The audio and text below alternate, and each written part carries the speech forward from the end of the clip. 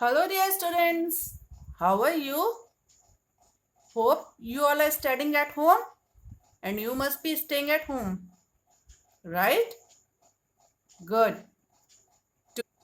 Today, in our English grammar class of grade 4th, we are going to start with worksheet number 5, chapter articles. बच्चों, ए, N और the ये 3 articles हैं. ए article उन words के आगे use होता है जिनसे कॉन्सोनेंट का साउंड मिलता है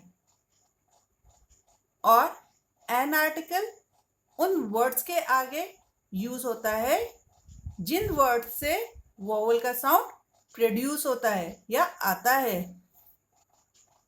बच्चों, जो थर्ड आर्टिकल है द, वो एक डेफिनेट आर्टिकल है और वो किसी भी unique, definite, specific, particular word के आगे ही यूज होता है.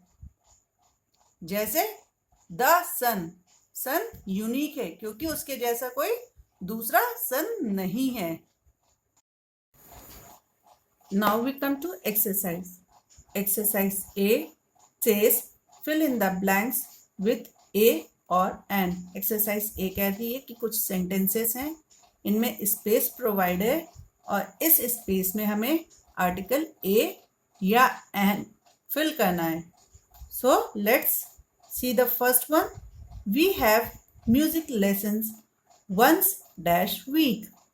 बच्चों, ये वीक का डब्लू कॉन्सोनेंट है और जब हम वीक बोलते हैं तो हमें वोवल का साउंड नहीं मिलता है, हमें कॉन्सोनेंट का साउंड मिलता है, वा का साउंड मिलता है. सो किसका साउंड मिलता है? कॉन्सोनेंट का. इसलिए हमने सी लिखा है. और जब कॉन्सोनेंट का साउंड मिलता है तो हम क्या लगाते हैं? आ. सो हमने यहाँ आ पुट किया है और सेंटेंस क्या बना? We have music lessons once a week. Second, dash apple a day keeps the doctor away.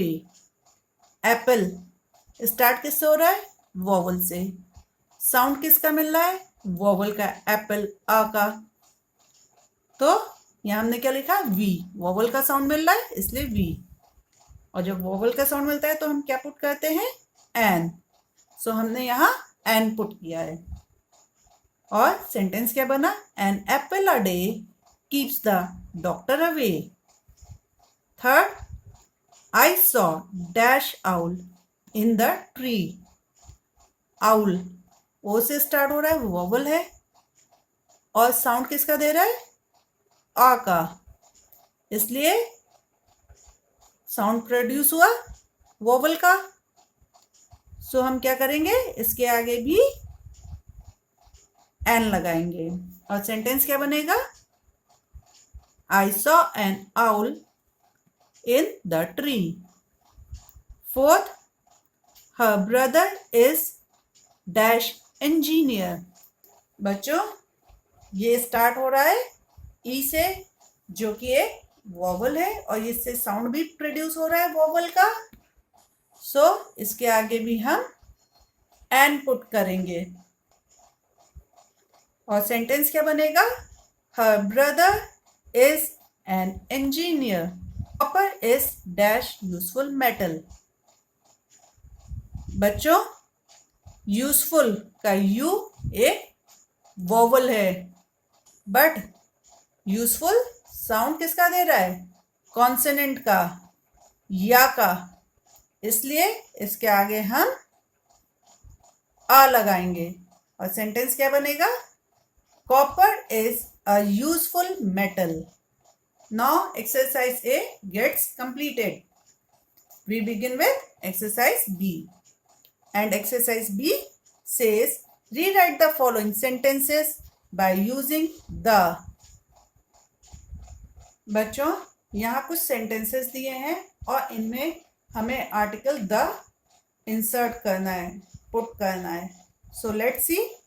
First, lion is king of jungle.